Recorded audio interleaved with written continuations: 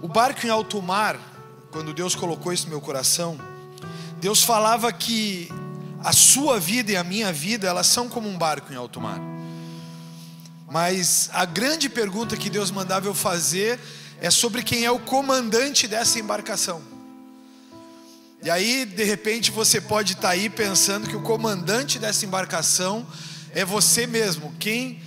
Se eu perguntar aqui, é claro que ninguém vai dizer que é, né? Mas, glória a Deus. Irmão, fazia tempo que eu não te vi, seja bem-vindo aí. Fazia hora que tu não aparecia, hein? Tava escasso os trabalhos em Bagé, meu irmão, aí.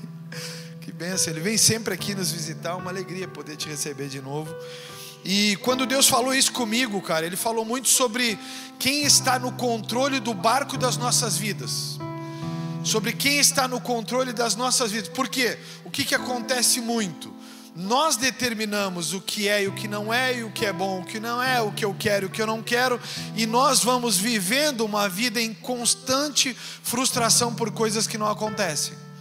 Então Deus falava muito comigo sobre essa palavra, e como a pastora disse, começou ontem, na verdade começou na sexta, numa ministração de palavra sobre o batismo, e ontem eu vim pregar no Set on Fire aqui, porque Deus falou comigo sobre jovens que mudaram o mundo, ou homens e mulheres que mudaram o mundo. E eu vou falar sobre alguns deles aqui também, mas Deus falava comigo sobre 3 Ananias, que estão escritos, os 3 estão escritos em Atos. 3 Ananias.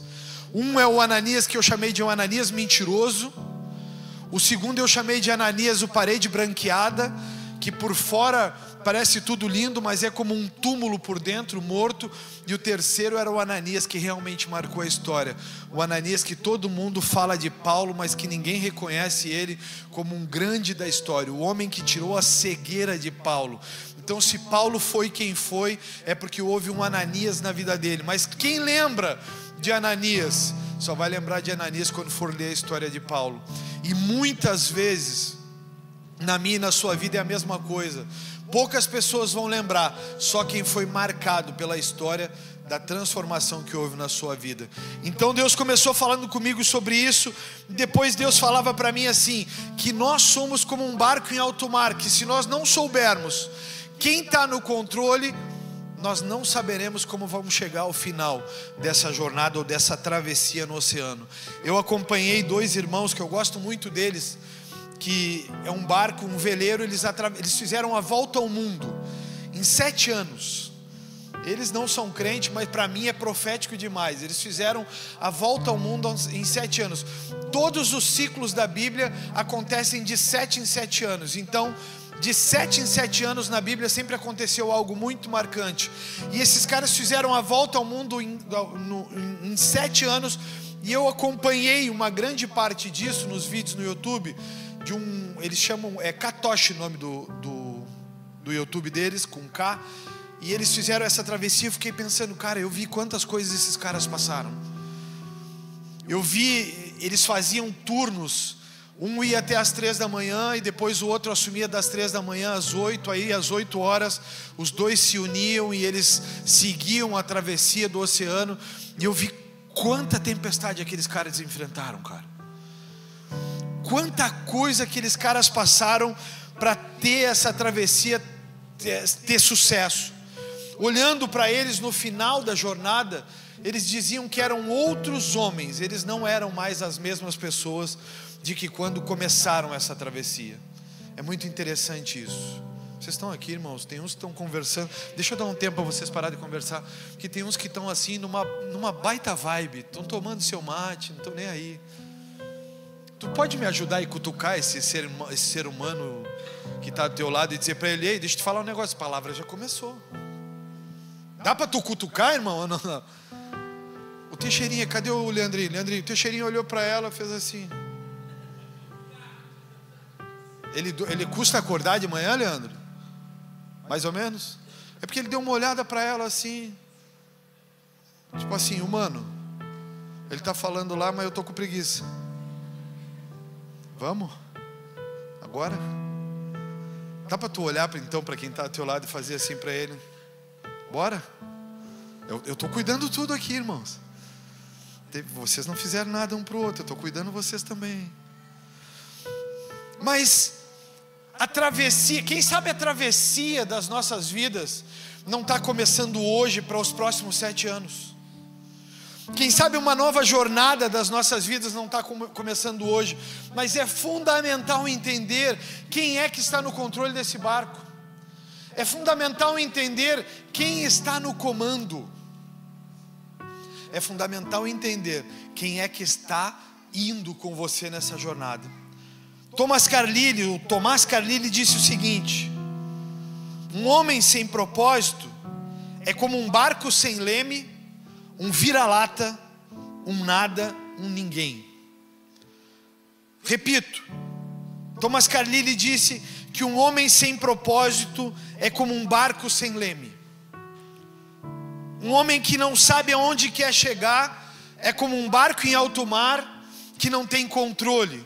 Se a onda empurra para lá, ele vai. Se a onda empurra para cá, ele vai.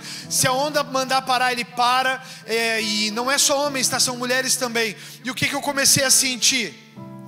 Que tem pessoas que sabem o que gostam de fazer dentro da igreja, mas não tem leme no seu barco. Fazem do seu jeito, a sua forma e como querem. Esses não têm sucesso. Esses não subsistem aqui dentro. Deus falava comigo que um homem que não tem leme no seu barco, ele não chega a lugar nenhum.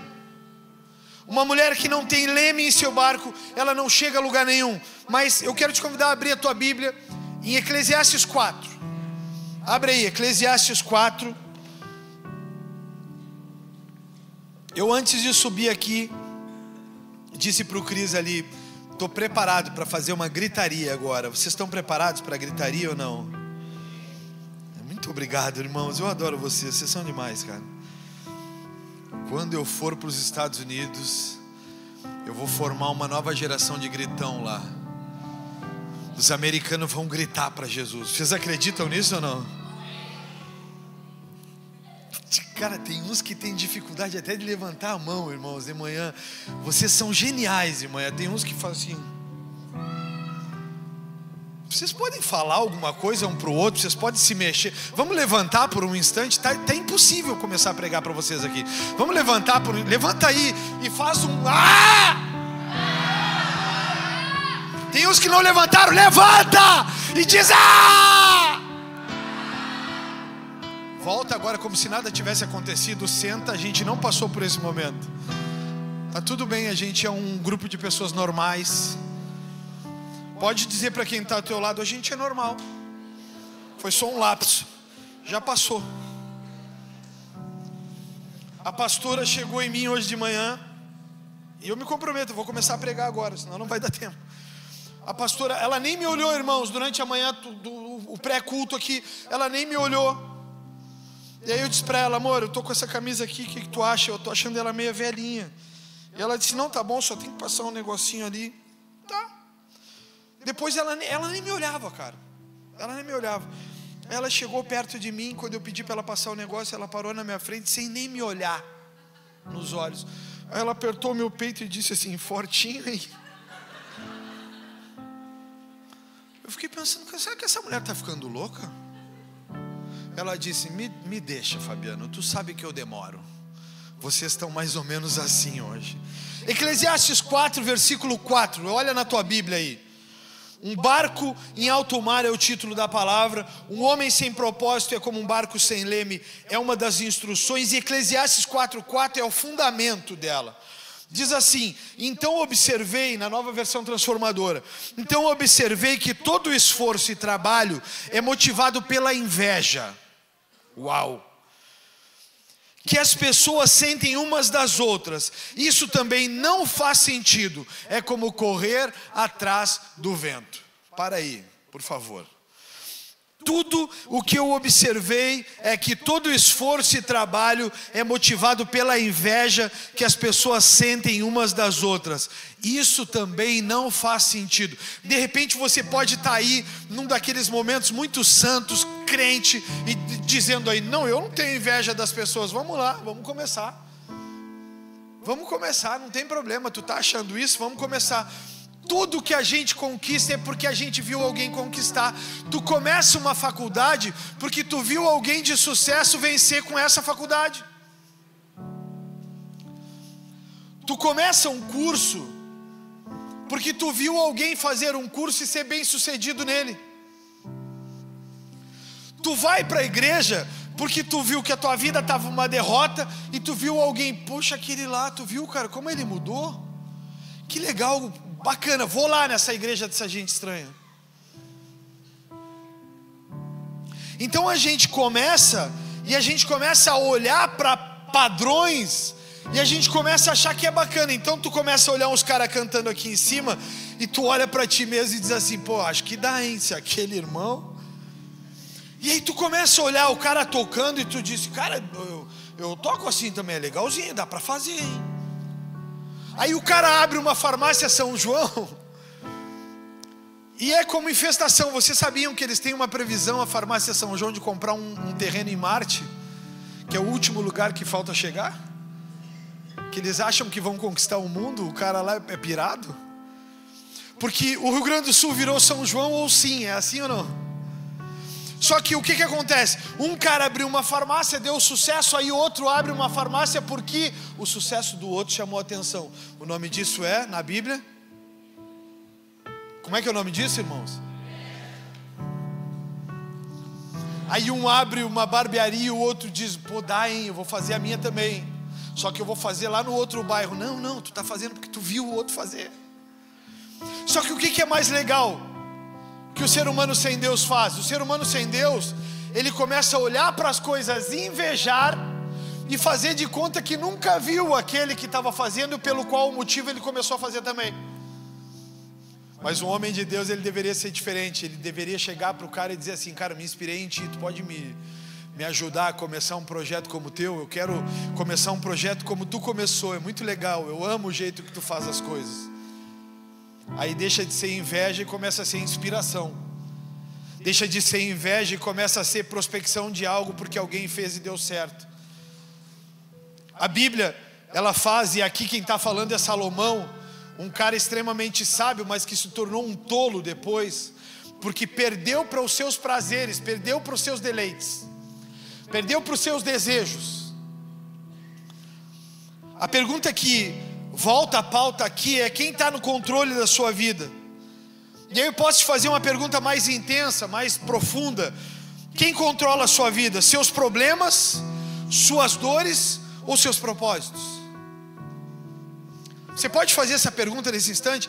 Quem está controlando sua vida agora? Seus problemas financeiros, e aí você trabalha que nem um doido, achando que vai dar certo, mas aí o cansaço te faz trabalhar pessimamente. Ao invés de conquistar mais clientes, tu conquista menos, porque tu está fazendo menos do que tu faria se tivesse num estado emocional melhor. Tu começa a correr e viver por causa dos teus problemas pessoais, e aí tu tenta resolver os teus problemas pessoais pontualmente com as pessoas, mas tu não cuida da origem de onde eles nasceram. Ou seja, tu cuida só do foco de fogo, mas tu não cuida do que tornou o fogo acontecer, o que fez o fogo acontecer. Porque a gente é assim. Ou de repente tu é o tipo de ser humano que o controle da tua vida está pelo propósito. Tu corre porque tu sabe pelo que está correndo. Tu corre porque tu sabe aonde tu quer chegar. Tu corre, tu faz o que tu faz porque tu sabe aonde tu quer chegar.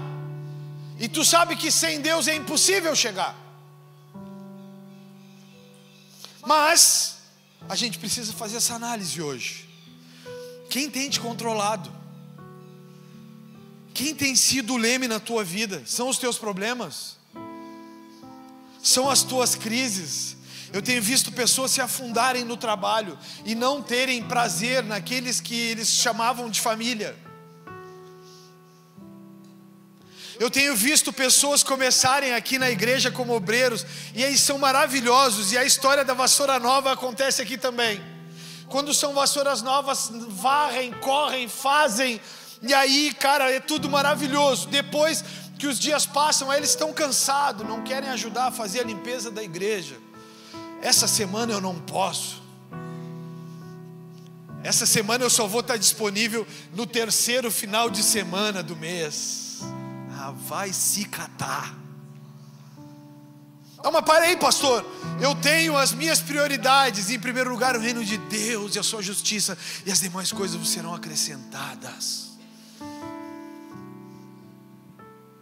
Aí a gente para com esses irmãos, olha para eles, que eles sabem o propósito para o qual nasceram, e dizemos para eles assim: vamos começar o seguinte, cara, tu vai dar uma parada agora. E aí depois que tu mudar todos os teus padrões, tu volta.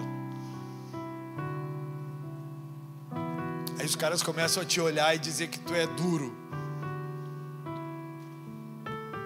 mas não estão dispostos a pagar o preço que uma coisa tem que ser feita. Para ser feita tem que pagar responsabilidade, pontualidade, entrega, renúncia, estudos, sacrifício. É muito bonito ser pastor de uma igreja cheia como essa aqui. É muito legal. Se tu olhar para o teu lado agora, tu vai ver que a igreja está cheia. Nós recolhemos praticamente todas as cadeiras lá do fundo. É muito legal olhar para mim e dizer assim: eu queria estar lá. É muito legal, é muito marcante isso. Agora vem para o meu dia a dia. Vive 99% das vezes falando de problemas.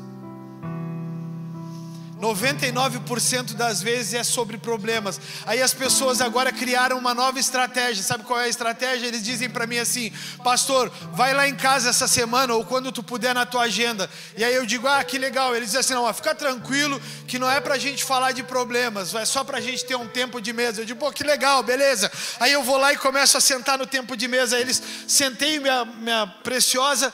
E aí quando eu sento a minha preciosa, eles dizem: pastor, tu nem sabe o que aconteceu. Oi? Mas não era só pra gente... Não, pastor, não vamos falar de problema. Para, pastor. Mas tu podia orar por mim por tal coisa, né? É como tu ir pra academia. Tu não quer falar dos problemas da esposa. Tu tá ali para fazer força, para não morrer. Mas a vida de um homem sem propósito é como um barco sem leme. Ele não sabe para onde está indo. Ele começa falando uma coisa, mas não conclui aquilo que falou. Ele diz que é muito bom em fazer, mas não sabe executar. Ou ele executa muito bem no começo, mas depois não faz. Vocês estão aqui ainda, irmãos? Quem dirige a sua vida? Sua vida pode estar sendo dirigida pela culpa. Deixa eu te falar sobre um cara que a vida foi dirigida pela culpa. Abra a tua Bíblia aí, em Gênesis 4, versículo 12. 4:12, bota aí. A pastora dirigiu o culto, ela me entregou tardíssimo. O pastor Ivan também. Muito obrigado vocês, eu vou fazer tudo correndo aqui. Mas foi uma benção, cara. Eu me rendo, foi covardia, Ivan. Para dizer. Eu me rendo, eu chorei que me desidratei aqui, cara. Olha o que diz Deus para Caim após ele matar Abel. Olha o que diz Deus para Caim após ele matar Abel: o solo não lhe dará boas colheitas, por mais que você se esforce, de agora em diante você não terá um lar e andará sem rumo pela terra. Caim disse ao Senhor: meu castigo é pesado demais, não posso aguentá-lo. Tu me expulsaste da terra e da tua presença, e me transformaste num andarilho sem lar. Qualquer um que me encontrar me matará. Caim viveu toda a sua vida em fuga, depois de matar seu irmão Abel. A consequência foi pesada. A consequência foi pesada para um invejoso. A consequência foi pesada para um cara que invejava o que o seu irmão fazia, para um cara que não aceitava como seu irmão era. Caim andou errante, como dizem os mais antigos da igreja. Caim andou toda a sua vida errante, porque fez uma má escolha. Caim começou a ter a sua vida dirigida por causa da consequência do seu problema. Por isso é que você precisa descobrir qual é o motivo pelo qual você está aqui hoje pela manhã. É por isso que você precisa descobrir o motivo por qual Deus te chamou. É por isso. Sua vida, ela pode ser dirigida por outra coisa. Sua vida, ela pode ser dirigida por materialismo. A vida de Caim, ela foi dirigida pela culpa. Mas tem pessoas que têm a sua vida dirigida por materialismo. Pessoa dirigida por materialismo, elas se baseiam na concepção equivocada de que possuir mais os tornará mais felizes, mais importantes e melhores. Pessoas que se movem por materialismo, elas precisam provar para os outros que são felizes pelo que têm. E às vezes ter tudo é não ter nada. Pastor, tu está dizendo na igreja para a gente ser pobre? Não! A igreja não se move por essa humildade mentirosa que nós fomos ensinados no passado. Muito pelo contrário, a Bíblia diz que Deus é o dono da prata e do ouro, mas que tu não pode correr atrás do vento. Cutuca esse irmão do teu lado e diz para ele: diferente do que você pode estar pensando, nós não podemos correr atrás do vento. Pessoas dirigidas pelo materialismo compram uma temporária felicidade. Compram uma felicidade que é passageira, que vai e no instante que o dinheiro comprou, tu foi para não estava num dia legal, aí foi para um bom restaurante e acabou a comida, tu precisa voltar para a casa das tuas dores. Pessoas que compram boas viagens e vão para as viagens e passam a viagem discutindo, porque seu problema não pode ser comprado pelo paraíso que está à sua frente. Pessoas que desaprenderam a viver com as coisas que Deus tem proporcionado. É como estar num paraíso, olhar para a imagem do paraíso, mas o que está atrás da imagem não faz sentido. Pessoas assim, elas são dirigidas pelo materialismo. Elas acham que conquistar dará a elas o que elas perderam quando começaram a sua vida adulta,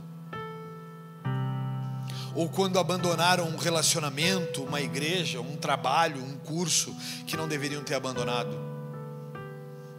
Deus falava comigo que um barco em alto mar, sem leme, ele é como uma pessoa que está vivendo aqui nesses dias atuais, que não sabe para onde vai, troca de emprego porque não sabe para o que nasceu, troca de família porque está cansado daquela, larga a esposa porque a esposa não é mais feliz com ele, aí ele diz: não, é melhor a gente não estar junto do que estar e ser infeliz. Não, deixa eu te ensinar algo.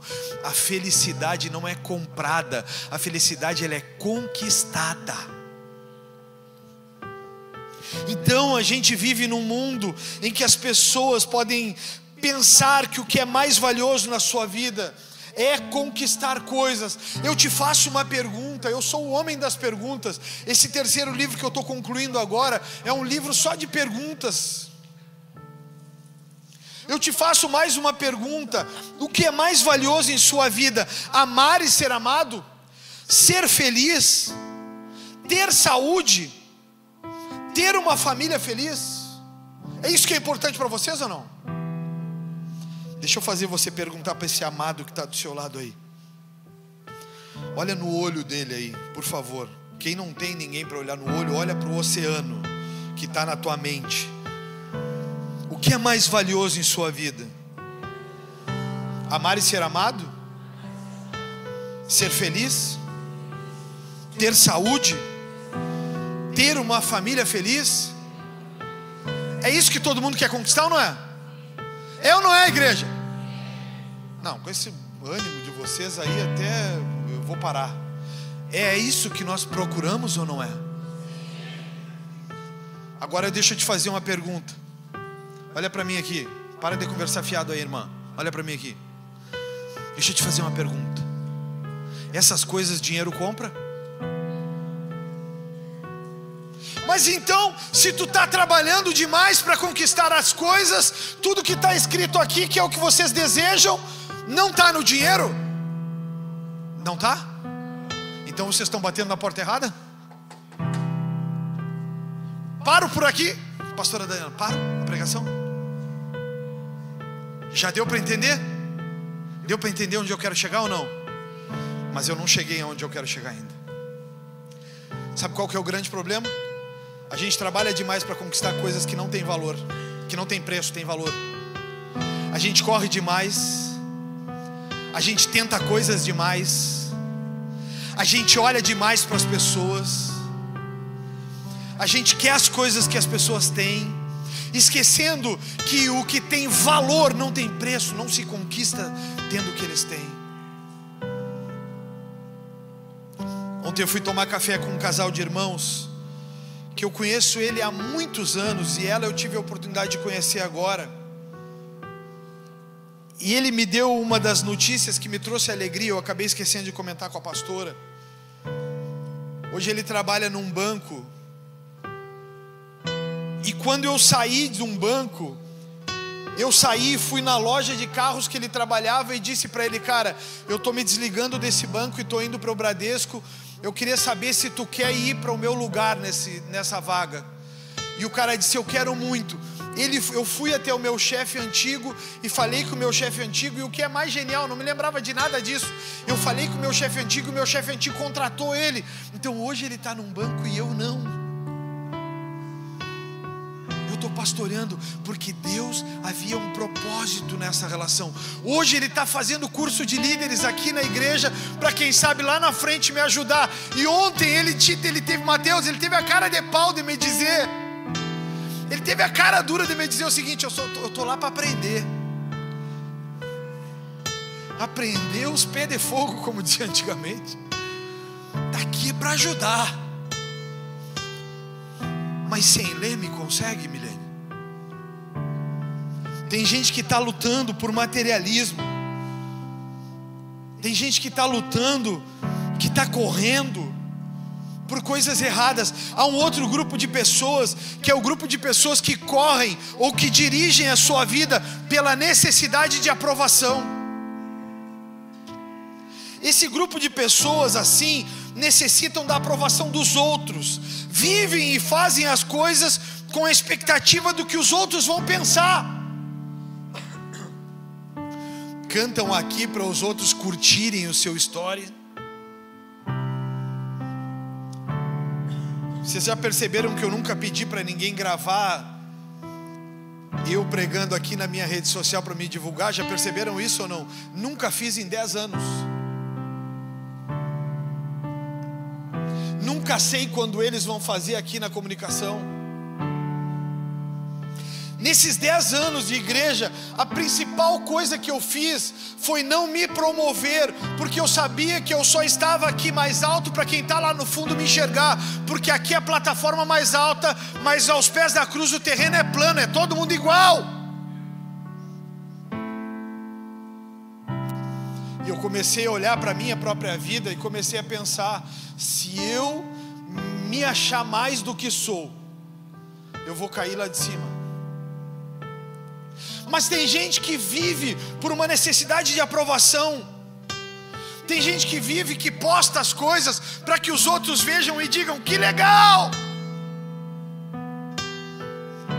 que baita história tu tem, que empresa maravilhosa, que corpo lindo. Agora a turma da academia, que corpo maravilhoso. Esses dias eu estava falando com o Leandro num desses treinos, e nós fizemos um voto. Eu acho que tu quebrou, hein? Quebrou?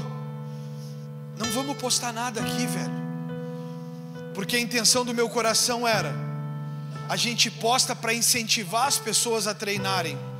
Mas se eu posto para incentivar as pessoas para treinar, de repente eu posso estar postando para isso parecer vaidade. Então a gente fez um voto: não vamos postar mais nada. Essa semana eu vou postar uma, tá pago, vai ser só uma, só para... Mas tem gente que faz as coisas para que os outros vejam e aprovem. Sabe o que é isso? É vazio interior, é o buraco da alma, é a falta de propósito. Olha o que o Rick Warren diz, Presta atenção aqui em mim, ó. Olha o que o Rick Warren diz: não conheço todas as chaves do sucesso,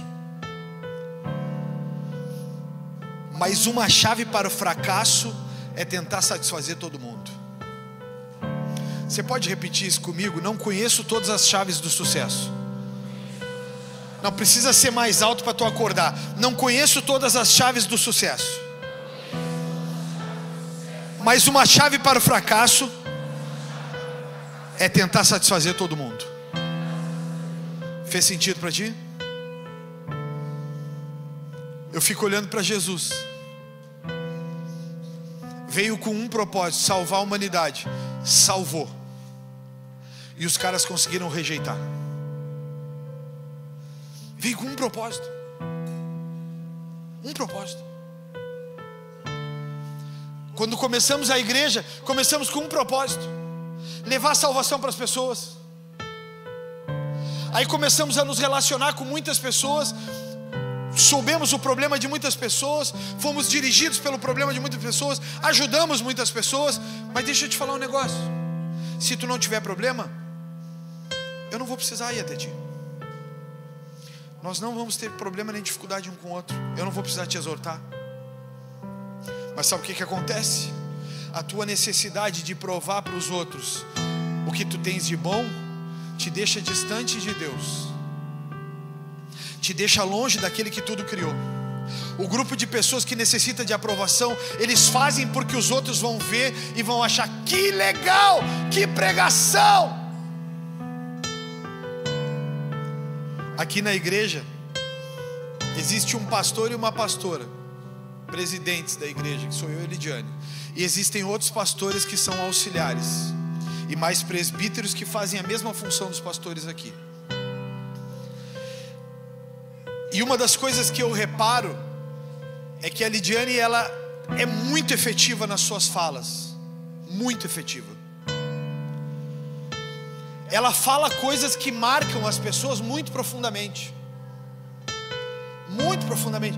Então as pessoas repetidas vezes falam para mim assim: ah, tu lembra daquilo que a pastora falou? Ah, a pastora falou aquilo, a pastora falou aquilo, a pastora falou aquilo. Se eu fosse uma pessoa com necessidade de aprovação, eu ia achar que o problema era eu, porque todas as citações procuram ela.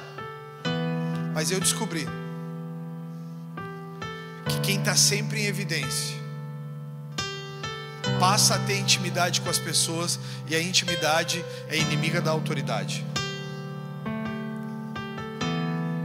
Mas eu não preciso da aprovação das pessoas para saber que o que eu estou fazendo é bem feito ou é para Deus. O pior problema que eu poderia ter era tentar satisfazer todo mundo, é tentar fazer com que todo mundo me amasse, me aplaudisse e achasse que eu sou o suprassumo. Eu estaria aqui tomando o lugar de Deus, e eu não tolero isso. O sonho que eu tenho é que ao sair daqui, a presença de Deus ela tenha sido tão profunda que vocês não lembrem nem quem pregou o discurso que foi feito aqui. A Bíblia diz, para encerrar o tema de pessoas que têm necessidade de aprovação, em Mateus 6,24 diz: ninguém pode servir a dois senhores, pois odiará a um e amará o outro, será dedicado a um e desprezará o outro. Vocês não podem servir a Deus e ao dinheiro. Até a música parou. Clima de tensão na Second House. Não se pode servir aos dois. Não se consegue. Vai chegar um momento que um sufoca o outro. Tu vai parar de fazer uma coisa para fazer a outra, porque tu está precisando daquela outra. Então tu começa a trabalhar e tu começa a ser bem sucedido.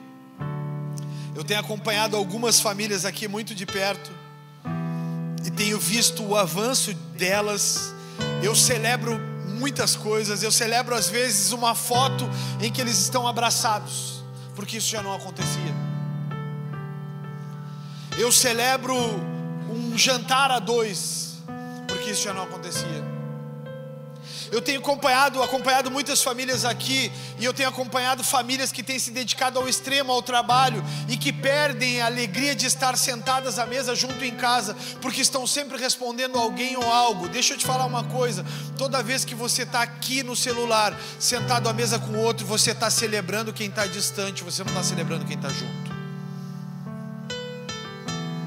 Deixa eu te falar outra coisa aqui, crente. Você é grato por tudo que tem hoje ou não? Quem é grato por tudo que tem? Levanta a mão bem alto para eu ver.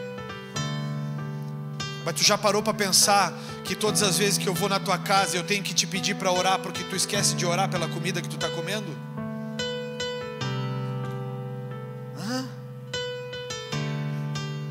Já parou para pensar que todas as vezes que eu vou nas casas eu tenho que dizer: a gente pode orar antes? Eu vou nos restaurantes e eu digo: a gente pode orar antes. Sabe o que é isso? É viver no automático, é não se alegrar com aquilo que Deus está dando, é não ser grato por aquilo que Deus te proporcionou. Então tu vive no automático. Estar na igreja é no automático, ouvir uma pregação é no automático, servir é no automático, estar numa escala é no automático, sentar à mesa com a tua família é no automático. Aí entra o último ponto, que tu não precisa te enganar aí, porque são vários dentro do último ponto, são vários pontos. Então tá longe de estar acabando. Aí vem um grupo de pessoas, que são as pessoas que têm a sua vida dirigida por propósitos. Vem um grupo de pessoas que não tem a sua vida pautada por necessidades atuais, momentâneas, passageiras, mas que tem a sua vida pautada em propósito. Quem tem a sua vida pautada por propósitos não desiste por causa, Dayana, das frustrações dos nossos relacionamentos. Porque se a minha vida dirigida por propósito fosse pautada por os meus desejos, pelas minhas frustrações, eu já não seria mais pastor. Porque pastorear é o lugar onde mais se tem frustração com relacionamentos. A gente entrega tudo, a gente dá tudo, a gente sai das nossas casas e entrega tudo para as pessoas, e em um defeito nosso as pessoas saem. A gente ora, a gente aconselha. Esse bendito desse celular, eu recebo mais de 100 conversas diferentes por dia. Pasmem, eu tenho mais de 100 grupos aqui.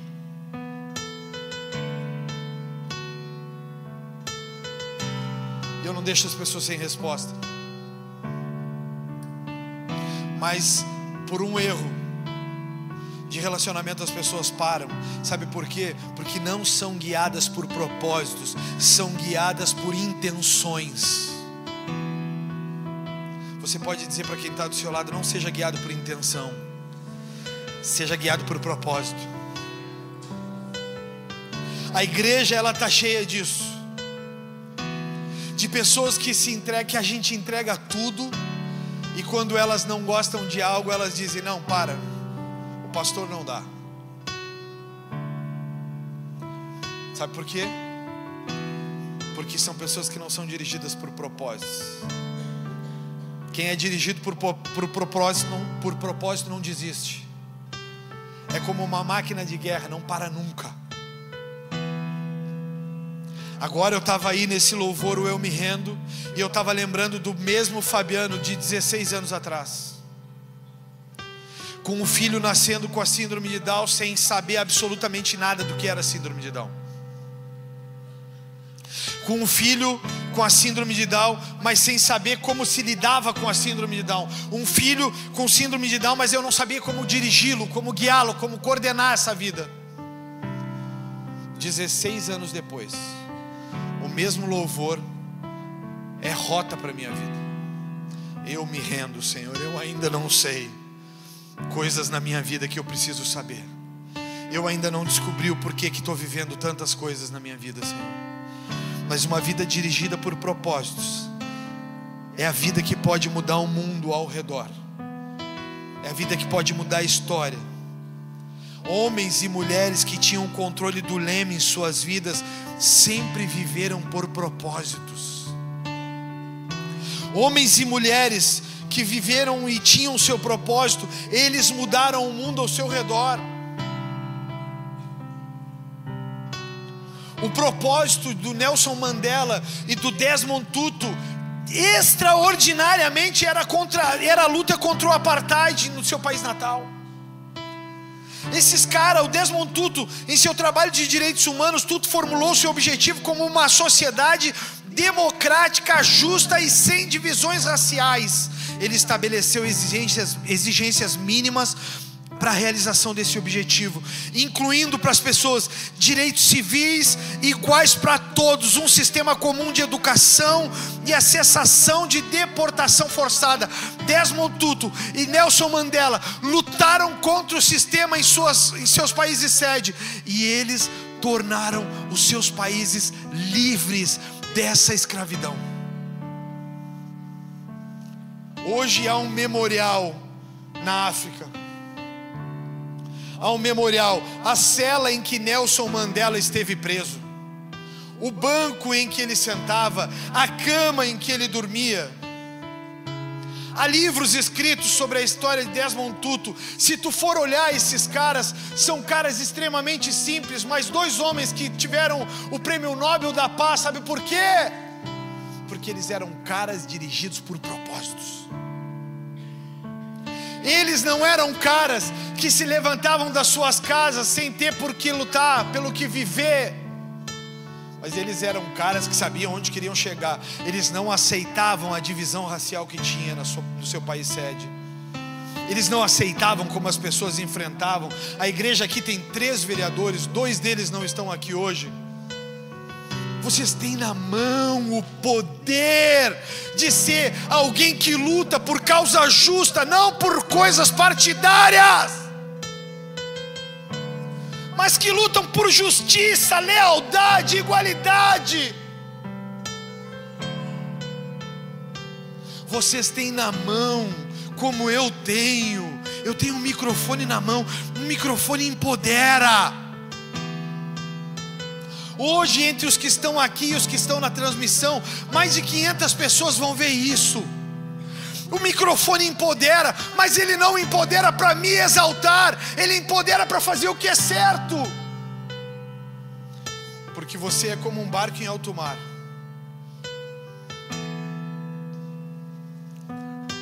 Todo mundo sabe, ou todo mundo ouviu pelo menos uma vez uma frase: I have a dream.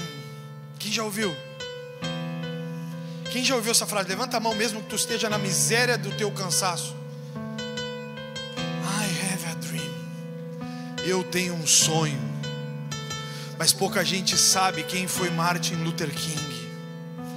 Pouca gente sabe que ele era o líder do movimento pelos direitos civis nos Estados Unidos, conhecido pelo discurso do eu tenho um sonho e por sua luta contra a segregação racial. Esse cara foi um marco na história da humanidade, mas ele foi apedrejado, ele foi rejeitado, ele foi atacado. E tem gente aqui que quer construir coisas, mas não quer ter contra-ataque, não quer ter retaliação. Pensa sempre em algo. Quem não sonha, o objetivo é fracassar o sonho de quem é sonhador. Sonhadores, eles não podem andar nas mesmas ruas de homens e mulheres que não sonham. Porque quem é sonhador sempre vai ser ofuscado por quem não sonha. Porque quem não sonha não tem objetivo. Então Martin Luther King se levanta. Ele se levanta e ele luta por uma causa numa nação gigantesca e multimilionária.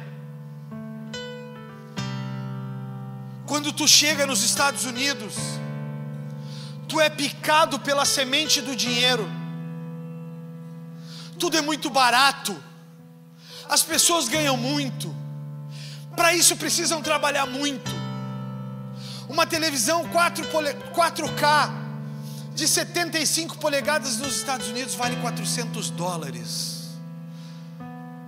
O ganho mínimo de um trabalhador nos Estados Unidos gira em torno de quem é servente de obra, gira em torno de $150 a $200 por dia. 2 dias de trabalho, os caras têm uma 4K 70 polegadas na sua casa. Porém os caras são picados pela sementinha, pela aquela coisinha do ter mais e mais e mais, e muitos deles perdem o propósito. Caras como esses, eles lutavam por uma causa. Caras como esses eram inconformados. Profetize para quem está do seu lado aí. Movimenta essa pessoa e diga para ela: eu declaro que você vai ser um inconformado. É genial que tem marido que nem olha para a esposa, e tem esposa que nem olha para o marido. Inconformado, infeliz. Eu odeio estar do teu lado, mas tu vai ser um inconformado, porque senão ele vai me olhar e vai dizer que eu não falei. A Bíblia diz uma palavrinha, por isso que eu mando repetir também, é para o teu cérebro gravar, mas tem uma palavrinha, olha para cá por favor. A Bíblia diz assim: ora falamos e ora profetizamos. Então quando tu está cutucando esse ser do teu lado que é inanimado, tu estás dizendo para ele: eu profetizo que você vai ser um inconformado nessa geração. Tu pode fazer isso agora com esse cidadão que está do teu lado: eu profetizo que tu vai ser um inconformado. Profetiza sobre você mesmo se você está sozinho: eu profetizo que eu vou ser um inconformado, porque esse cidadão não me olhou.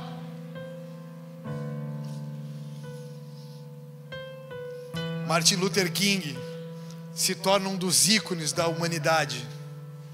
Todo mundo vai ouvir falar de Martin Luther King, porque I have a dream, eu tenho um sonho. Quem tem sonhos aqui? A frase é dele. A frase é dele: eu tenho um sonho, I have a dream. Ele é o que tornou famosa essa frase. Mas a Bíblia traz alguns caras. O propósito de Davi era salvar Israel, e Davi derrubou o seu gigante. Mas todo mundo achava que ele era insuficiente. Todo mundo achava que ele não era capaz. Quantas pessoas podem estar achando que tu não é capaz de derrubar o seu gigante? Quantas pessoas podem estar achando que tu não é capaz, que tu não vai conseguir?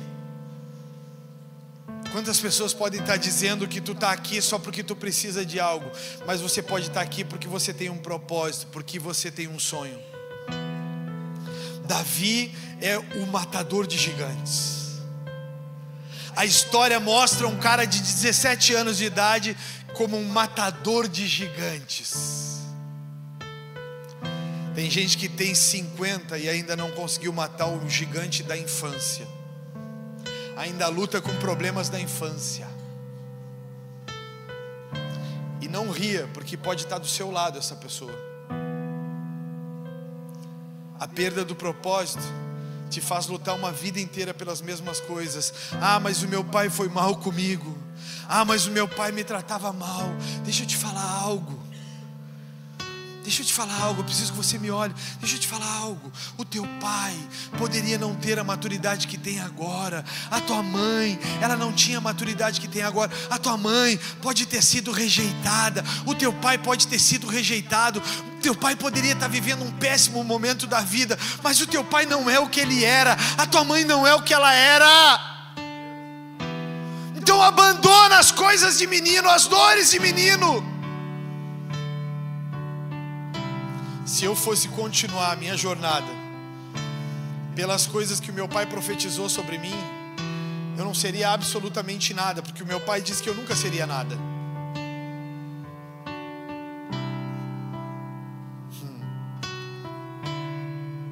Meu amigo e minha amiga, meu irmão e minha irmã, se eu fosse pelo que as pessoas disseram, quando eu fui começar a Bola de Neve, os caras diziam para mim que eu só estava começando uma igreja porque eu queria microfone. Muitos deles pararam pelo caminho, lamentavelmente. E aqui sigo eu com defeitos e virtudes, porque eu tenho um propósito. Eu precisei deixar eles para trás. Eu precisei levar comigo só o que era bom. Deixa eu te dizer, você que tem um problema antigo com a família, com pai, com mãe, com filhos, com irmãos, deixa eu te dizer, não exige das pessoas que ela tenha uma maturidade que elas não tinham na hora. Está na hora de mudar. Está na hora de perdoar. Está na hora de tentar de novo. Está na hora de dizer para as pessoas: eu não vou trazer lembranças das coisas que tu fez. Eu só quero trazer à memória aquilo que pode me dar esperança. É o que a Bíblia diz. A Bíblia diz que eu devo trazer à minha memória aquilo que pode me dar esperança. E o que pode te dar esperança? Que as pessoas mudaram, que elas não são mais as mesmas. Esther tinha um propósito. O propósito de Esther era salvar os judeus, e a sua coragem não só transformou o rei, mas ela transformou o reino. Esther conseguiu enfrentar o adversário, e Esther conseguiu fazer com que o rei Assuero mudasse o decreto real. Então ele mudou o decreto real. Os judeus não mais morreriam, os judeus viveriam por causa da coragem e da força de Esther. Quantas coisas podem mudar de acordo com a sua força e a sua coragem? Quantas coisas podem mudar na sua família se você se posicionar? Quantas coisas podem mudar no seu trabalho se você se posicionar? Nós não vamos mais correr atrás do vento no trabalho. Nós vamos correr atrás do propósito. Qual é o nosso propósito? Você já parou para pensar qual é o propósito da sua empresa? Você, empresário, já parou para se perguntar qual é o propósito da tua empresa? Por que tu abriu essa bendita empresa? Miserável tu és, tu abriu só para suprir a comida que tu tem para comer. Mas eu acredito que nessa igreja há empresários com propósitos. Que tu abre a tua empresa porque tu quer suprir também as pessoas nas suas necessidades. Que tu não vai entregar só um serviço, mas que tu vai entregar o melhor serviço, e tu vai entregar para as pessoas valores humanos. As pessoas vão ser tratadas na tua empresa de forma humana. As pessoas vão ser reconhecidas de forma humana. Não é só o dinheiro que elas trazem, mas é os valores delas que vão mudar o te encontrar. Eu vejo muitos concurseiros aqui na igreja. Vejo concurseiro da miséria e vejo concurseiro de propósito. Concurseiros que fizeram concursos por causa do salário, e quando entraram nessas empresas, quando entraram nessas grandes companhias, se perderam. Porque o propósito não era estar lá era só dinheiro. Aí começaram e se perderam. Eu vi muitos obreiros começarem a servir aqui, começaram e pararam, porque o propósito não era servir, era aparecer, era ter evidência.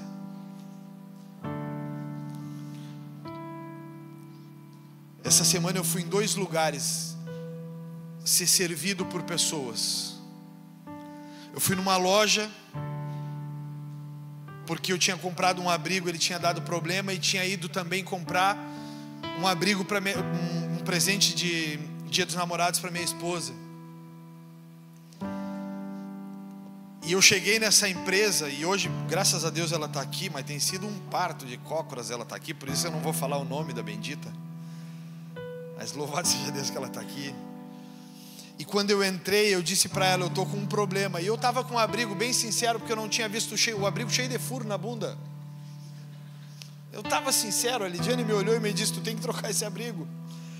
Eu fui na loja e fui trocar. E quando eu fui atendido por essa pessoa, eu olhei para ela e disse: pô, estou com um problema nesse abrigo. Ela foi lá dentro e disse: qual o tamanho? Ela disse: RG, vem aqui, eu vou te dar outro. E ontem eu saí daqui e eu fui muito bem atendido nessa empresa que eu estou mencionando. E ontem eu saí daqui com um problema. Eu precisava comer, mas eu estou jejuando farinha branca, então eu só poderia comer algo integral. E aonde tem alguma coisa para vender integral em Bagé, nós descobrimos numa empresa X, que eu não vou também trazer problema para a empresa, nós descobrimos um hambúrguer que não tem farinha branca. E nós chegamos e o rapaz nos entregou, ó, tá aqui o cardápio. O que vocês querem?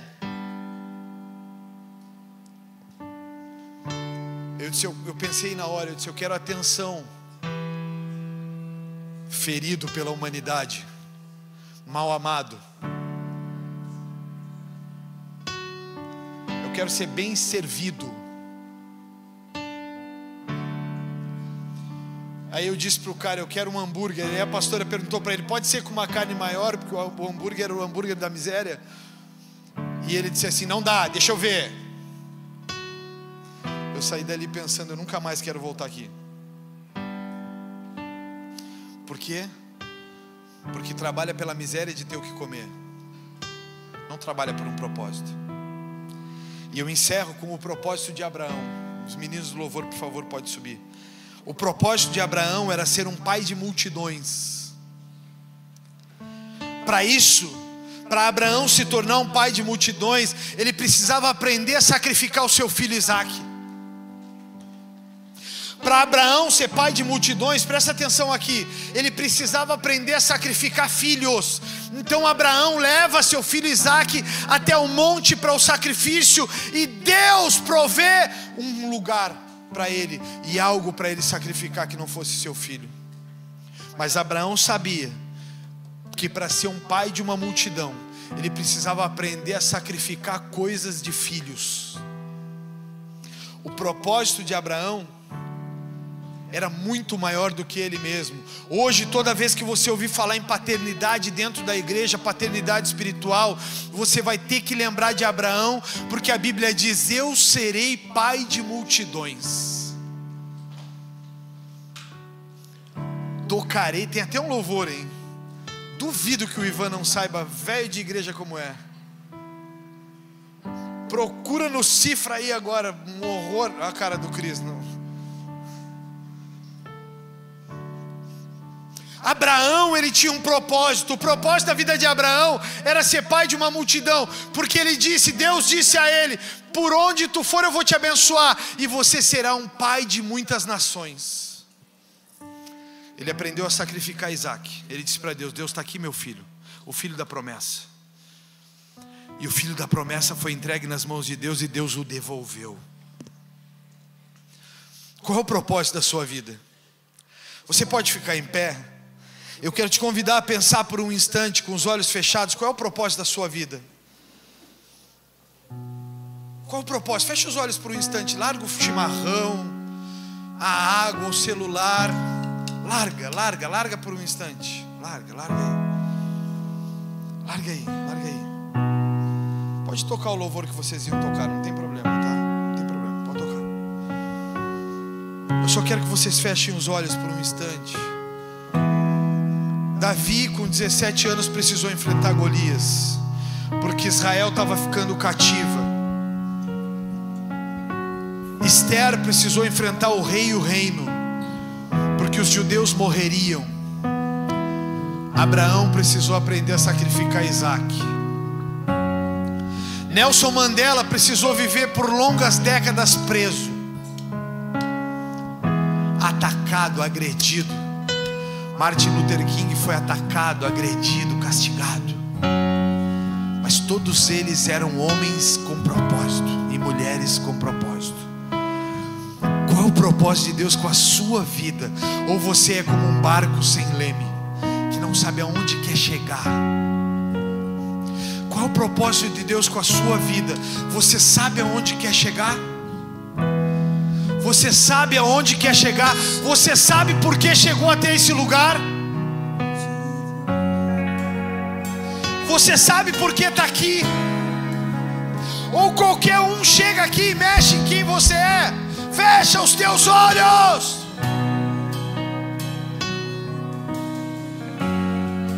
Aprenda a buscar em Deus a resposta e não em homens.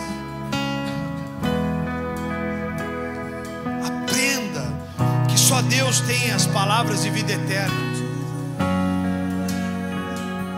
John Kennedy disse: esforço e coragem não são suficientes sem propósito e direção. Esforço e coragem não são suficientes se você não tem propósito e direção. Eu profetizo aqui uma igreja com propósitos, homens e mulheres com propósitos.